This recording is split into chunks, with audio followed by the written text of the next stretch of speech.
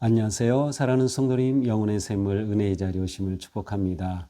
기쁨의 주님이 우리와 함께 하십니다. 우리와 함께 하시는 주님을 찬양합니다. 기도합시다. 주님, 크신 은혜와 사랑에 감사와 영광을 돌립니다. 오늘도 주님의 말씀 앞에 서서 주님의 생명의 음성을 듣기 원합니다. 저희의 죄로 가리워진 부끄럽고 추한 모든 것들을 씻어주시고 이 시간 오직 순결하고 온전한 심령으로 주님의 말씀 받을 수 있도록 성령님 저희들을 만져주시옵소서. 저희 마음을 열어주시고 눈을 열어주시고 저희 생각을 열어주시며 말씀을 읽고 묵상하고 나눌 때 성령님 저희 가운데 말씀으로 역사하여 주시옵소서. 예수님 이름으로 기도합니다. 아멘. 오늘 말씀은 누가복음 6장 27절에서 38절입니다. 그러나 너희 듣는 자에게 내가 이르노니 너희 원수를 사랑하며 너희를 미워하는 자를 선대하며 너희를 저주하는 자를 위하여 축복하며 너희를 모욕하는 자를 위하여 기도하라. 너희의 이 뺨을 치는 자에게 저 뺨도 돌려대며 내 겉옷을 빼앗는 자에게 속옷도 거절하지 말라.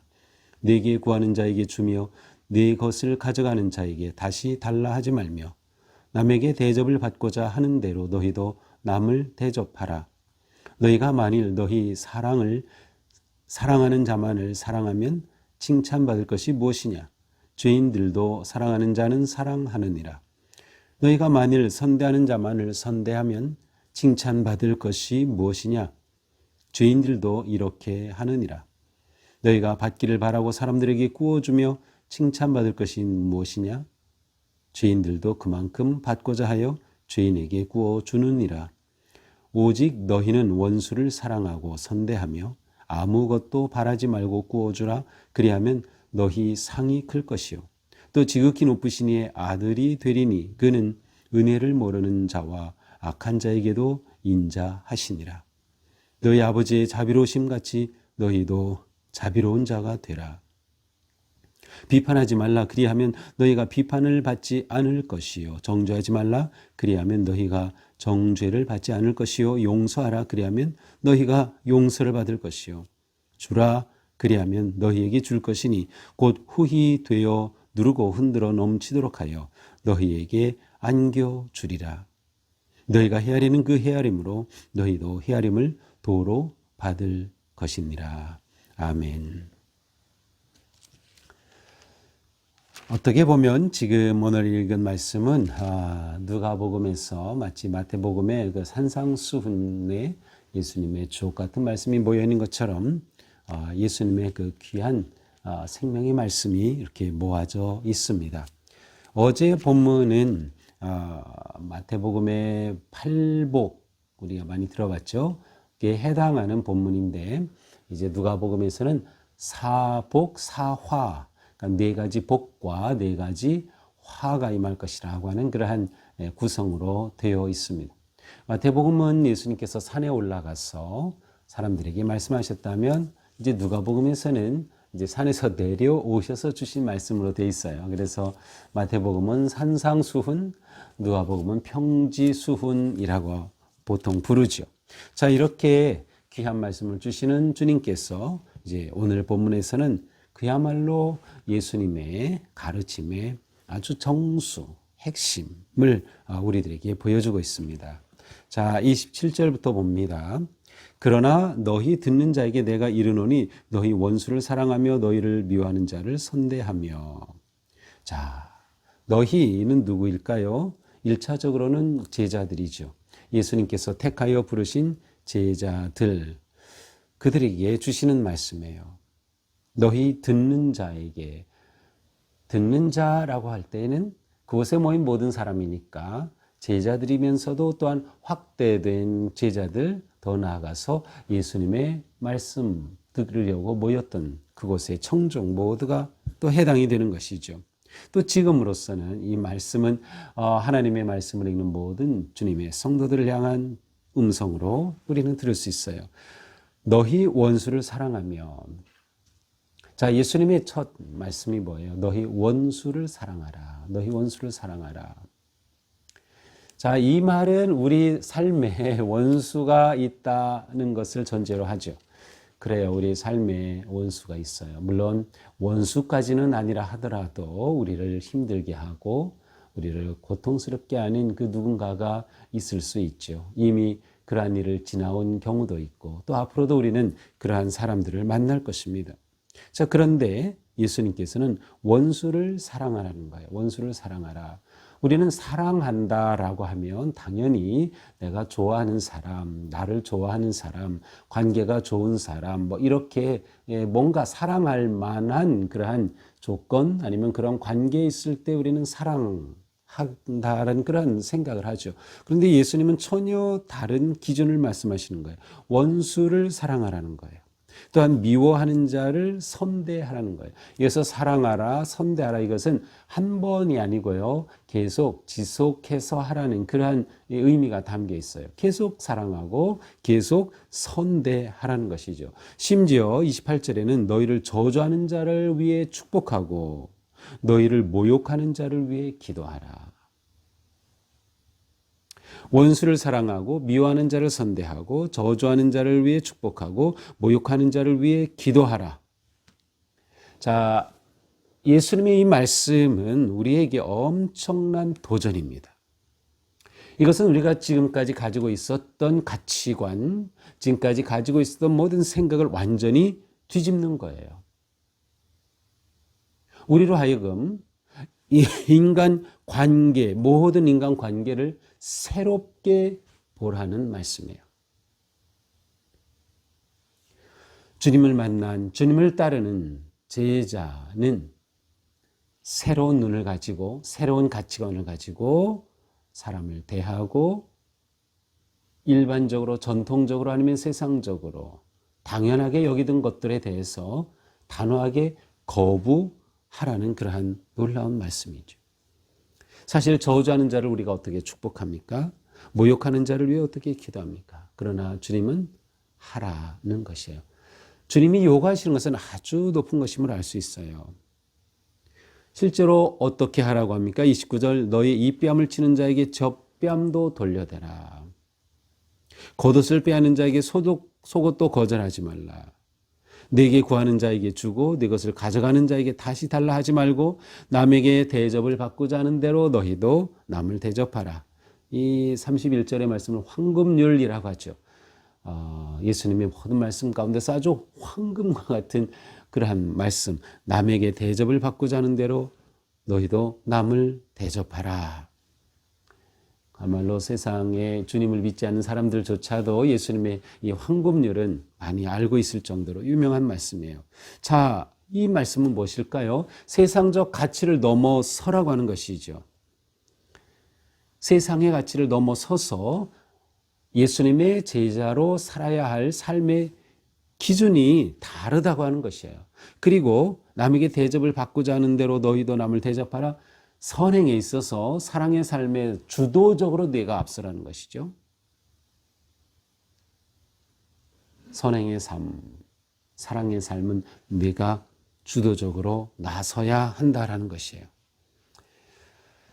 이 말씀은 사실 우리들에게 엄청 부담으로 다가올 것입니다. 저에게는 말할 수도 없고요. 하지만 첫째, 주님의 말씀이다. 주님은 나를 위해 십자가에서 돌아가신, 그렇게 나를 사랑하신 내 생명의 주인이시다. 그분의 모든 말씀은 나를 위하고 나에게 복을 주시는 말씀이다. 그렇다면 이 말씀이 무거운 것은 사실이지만 우리는 어떻게든 이 말씀대로 살기 위해 힘써야 한다라는 결론에 이를 수밖에 없어요. 그러니 이 말씀 가지고 씨름하는 것이죠. 주님, 제가 오늘 하루 사는 동안에 제가 원수 갚지 말게 하시고 악으로 악을 갚지 말게 하시고 정말 사랑하는, 그리고 존중하는, 남을 대접하는 그러한 삶이 되기 원합니다. 이것이 매일매일 우리의 기도일 수밖에 없는 거죠. 성령님의 도우심이 우리에게는 필요하기 때문에 주님은 분명하게 말씀하십니다. 남에게 대접을 받고자 하는 대로 너희도 그렇게 남을 대접하라 라고 하는 것이죠. 32절 너희가 만일 너희를 사랑하는 자만 사랑하면 칭찬받을 게 무엇이냐? 그렇죠. 예수님의 제자는 자신이 누구인가를 생각해야 돼요. 왜냐하면 예수님이 제자에게 기대하시는 것은 세상적 기준과 완전히 다르기 때문이죠. 나를 사랑하는 자만을 사랑한다. 이것은 누구나 할 수 있는 거예요. 예수님의 제자가 아니라도 할 수 있는 것. 그러나 예수님의 제자에게는 그 이상을 요구하시는 거예요. 나에게 선대하는 자에게만 선대한다? 그건 누구나 할 수 있는 거죠. 굳이 예수님의 제자가 아니라도 할 수 있는 거예요. 그리고 남이 나에게 해줄 것을 기대하면서 남에게 도움을 주는 것, 그건 누구나 그런 것은 할 수 있어요. 그러나 예수님이 제자인 우리에게 기대하시는 것은 그 수준이 높아요. 세상의 가치를 뛰어넘는 것이에요. 그래서 우리는 예수님의 말씀을 가지고 모든 것을 재정의를 해야 돼요. 새롭게 정의를 내려야 돼요. 이웃이 누구인가? 사랑은 무엇인가? 섬김은 무엇인가? 대접은 무엇인가? 내 행동의 기준과 목적의 모든 것들을 다시 정의를 내려야 되죠. 이것이 예수님의 제자의 모습이기 때문이에요. 예수님의 기준은 높다. 우리는 그 기준을 따르기 위해 진정으로 하나님의 부르심 앞에 예수님의 말씀에 내가 나아가야 된다라고 하는 것이죠. 너무나도 중요한 것이에요. 우리는 또한 여기에 있어서 목적이 아주 순수해야 된다는 걸 알 수 있어요. 세상에서는 나를 사랑하는 사람 사랑하고 선대하는 사람 선대하고 내가 돌려받기를 기대하며 꾸어주고 도와주고, 그런데 이것은 목적 자체가 너무 낮은 거죠. 우리의 목적이 순수해야 돼요. 아주 높아야 돼요. 그래서 이 높은 목적의 순수성, 또한 높은 삶의 기준, 우리에게 너무도 중요한 것이죠. 자, 우리가 이렇게 할 때 어떻게 돼요? 너는 수를 사랑하고 선대하고 아무것도 바라지 않고 구워줄 때 우리는 지극히 높으신 자의 아들이라 하나님의 자녀라 일컬음을 받을 것이다. 그러니까 우리가 하나님의 자녀라고 하는 것은 그냥 말로만이 아니에요. 우리의 삶이 우리의 자녀됨을 마땅히 드러내야 한다는 것이죠. 자, 높으신 이의 아들, 우리의 자녀됨, 이것은 우리 존재를 말하는 거예요. 자, 여기서 우리는 중요한 것을 봐야 돼요.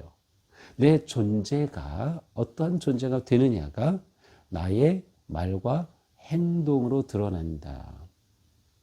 행동을 바꾸려고 하면 일시적으로는 가능할지 모르지만 그것이 진정한 온전한 행동으로 드러나기 어렵다. 먼저 내 존재가 바뀌면 그것이 행동으로 드러난다.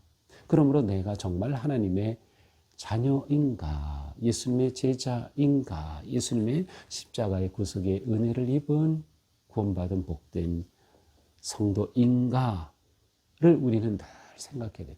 존재에서 나오는 행동, 이러한 추구가 진정으로 우리가 하나님의 자녀예요. 예수님의 제자됨을 형성할 것이기 때문입니다. 예수님의 말씀은 분명합니다. 너희 아버지의 자비로우신 같이 너희도 자비로운 자가 되라. 결국 무엇이에요? 하나님의 자녀라면 하나님을 닮는 거예요. 우리가 인간적으로 우리의 부모들의 DNA와 모든 유전자를 우리가 받았죠. 그래서 모습도 비슷하고 목소리도 비슷하고 심지어 걷는 행동도 비슷하고 그렇죠. 우리가 하나님의 자녀라면 하나님을 반영해야 되는 거죠. 우리의 삶에서 하나님의 모습이 드러나야 되는 거예요. 그래서 아버지의 자비로우심, 하나님의 자비로우심 같이 우리도 그렇게 자비로운 자가 되어야 하는 것이죠. 더 나아가 37, 38절은 구체적으로 우리의 삶 속에서 특별히 언어와 마음의 관계를 보여주고 있어요. 비판하지 말라. 그러면 너희가 비판받는다. 정죄하지 말라. 너희가 정죄받는다. 용서하면 너희가 용서받을 것이다. 주면 너희가 오히려 받을 것이다. 자, 여기에서는 한편으로는 하나님께서 우리의 거룩하고 구별된 영적 삶, 바른 삶, 사랑의 삶, 희생의 삶에 대해 하나님께서는 아시고 또한 그것에 대해 응답해 주신다라고 하는 그러한 의미가 담겨져 있어요. 너희가 헤아리는 그 헤아림으로 너희도 헤아림을 도로 받을 것이다. 너희가 용서하면 너희도 용서를 받을 것이다. 그러니까 우리의 삶에서는 용서와 사랑의 열매가 가득한 것, 그것이 그리스도인이 살아가는 삶의 모습. 그러니까 내가 머문 자리에 이러한 모습들이 있어야 되고, 내가 맺은 인간 관계 속에 이러한 모습이 있어야 하고, 우리는 언제나 내가 누구인가라고 하는 그런 물음 속에서 내 말과 생각과 행동을 분명하게 예수님이 기대하시는 그 수준에 맞도록 그렇게 하루하루를 살아가야 하는 것이죠. 자, 오늘 말씀을 보면서 예수님께서는 우리에게 예수님의 제자로서의 행동 지침을 주신 것 같다는 그런 생각을 합니다. 그렇죠. 우리 안에는 항상 이 두 마음이 있습니다. 사랑과 미움, 용서함과 보복함, 내 이익과 다른 사람의 유익함이 항상 두 마음이 있어요. 그런데 우리는 이 두 마음 가운데 어떤 마음을 키워야 하느냐, 바로 그것을 말씀해 주는 거죠. 자, 어떤 마음이 된다라고 하는 것을 결정하는 게 뭘까요? 자, 내 안에 사랑의 마음과 미움의 마음이 함께 있죠. 그러면 내가 정말 사랑의 삶을 살려면은 내 사랑의 마음을 키워야 돼요. 미움의 마음은 작아져야 되고요. 어떻게 내 사랑의 마음을 키울까요? 내 안에 있는 이 두 마리에 무엇을 내가 먹이느냐에 달려 있겠죠. 그러니까 우리가 사랑의 마음을 자꾸 주님의 말씀으로 먹이고 주님의 은혜로 먹이고 세워줄 때 사랑의 마음이 미움의 마음을 이기고 우리가 사랑의 삶을 살게 되는 거죠. 용서의 마음이 보복의 마음을 이기고 그렇게 살아가게 되는 거죠. 우리가 매일 말씀 묵상하는 것, 이게 아무것도 아닌 것처럼 보일 수도 있고요. 어제 말씀이나 오늘 말씀에 그게 그 말씀처럼 보일 수 있어요. 그리고 말씀 묵상의 삶을 산다고 할 때 1년 365일 매일같이 엄청난 감동을 받고 엄청난 은혜를 받고 정말 놀랍다, 뭐 그런 사람 한 명도 없을 겁니다. 어떤 분들은 한 달 내내, 두 달 내내 그저 그렇고 그러한 말씀처럼 다가올지도 몰라요. 그런데 내가 매일 말씀을 가까이 한다는 것, 내가 매일 주님의 말씀을 읽는다는 것, 듣는다는 것, 내 마음에 그 말씀을 담는다는 것, 그것 자체가 너무도 귀한 거다. 왜냐하면 우리는 그렇게 하여 내 안에 선한 마음을 잘 먹이는 것이기 때문에, 사랑의 마음을 잘 키우는 것이기 때문에 주님의 거룩한 가치를 따라 살아갈 수 있도록 우리를 그렇게 먹이는 것이기 때문에 그래요. 매일 먹는 밥, 똑같은 밥이죠 뭐. 그거 맛있어서 먹을 수도 있겠지만 그러나 매일 먹는 밥 그저 그래요. 반찬이 맛있는 게 있을 수도 있고 뭐 있겠지만 그렇다고 밥을 안 먹는 게 아니죠. 우리의 말씀 생활은 그와 비슷해요. 내가 무엇을 먹이느냐, 내 영혼에, 내 마음에 무엇을 먹이느냐, 그것이 우리의 구체적인 행동과 삶으로 드러나기 때문이죠. 오늘 하루 우리는 놀라운 말씀을 먹었어요. 원수를 사랑하라는 말씀, 미워하는 자를 선대하라는 말씀, 저주하는 자를 위해 축복하라는 말씀, 모욕하는 자를 위해 기도하라는 말씀, 남에게 대접을 받고자 하는 대로 너희도 남을 대접하라는 말씀, 우리가 이것을 받았잖아요. 먹었죠. 우리의 마음이 이 말씀 쪽으로 기울어지는 거죠. 그렇게 우리는 말씀과 함께 하루하루를 승리하는 거죠.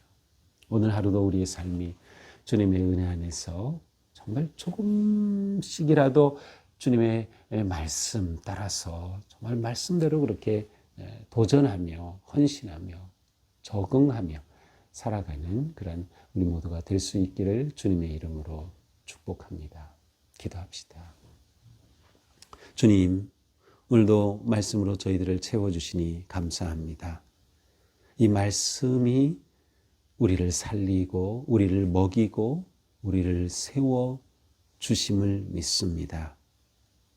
오늘도 주님의 말씀 품었으니 그 말씀이 우리 안에 우리 삶에 작동하는 하루, 주님의 말씀대로 따라 살아갈 때 정말 주님의 말씀이 얼마나 놀라운지 우리 안에 사랑이, 용서가, 자비가, 베품이, 친절함이 아름답게 드러나는 정말 하나님의 자녀다운 모습, 예수님의 제자됨의 모습이 드러나는 복된 하루가 되게 하여 주시옵소서. 예수님 이름으로 기도합니다. 아멘. 네, 오늘도 우리 삶이 주님의 말씀과 함께 승리하는 복된 하루가 되기를 축복합니다. 사랑합니다.